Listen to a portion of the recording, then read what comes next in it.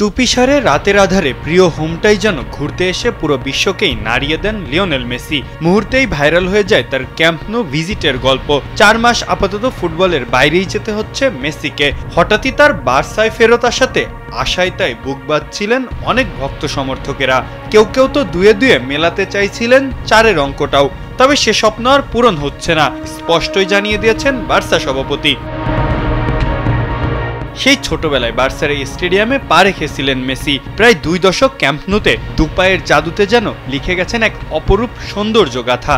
শত শত গোল, হাজারো পরিসংখ্যান আর ভুরি ভুরি ট্রফি। বার্সার সাথে যেন সাফল্যের চূড়ান্ত শিখরটাতেই পৌঁছেছিলেন মেসি। তবে বিচ্ছেদটা সুখের হয়নি মোটেও। মেসি 778 ম্যাচে 672 গোল এবং 34 ট্রফি জয়ের অন্যতম যে মাঠটা সাক্ষী, তার মায়ায় 4 বছর পর আবারও বার্সায় হাজির হন মেসি।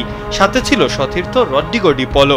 মেসির এমন অপ্রত্যাশিত আগমনে যদিও অবাক বার্সার সভাপতি লাপোর্তা। তিনি বলেন, আমি জানতাম না মেসি আসছে, বার্সা তার বাড়ি। তবে খেলোয়াড় হিসাবে মেসির ফেরাটাও যে এখন আর বাস্তবসম্মত প্রস্তাব নয়, তাও মনে করিয়ে দিলেন তিনি।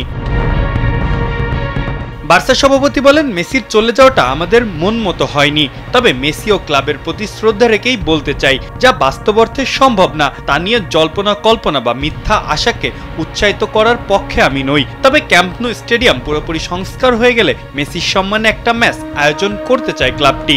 এতেই স্পষ্ট, খেলোয়াড় হিসাবে মেসির বার্সায় আসার পথটা যেন বন্ধ হয়ে গেল চিরদিনের জন্যই। মাহফুজ আহমেদ, কালবেলা।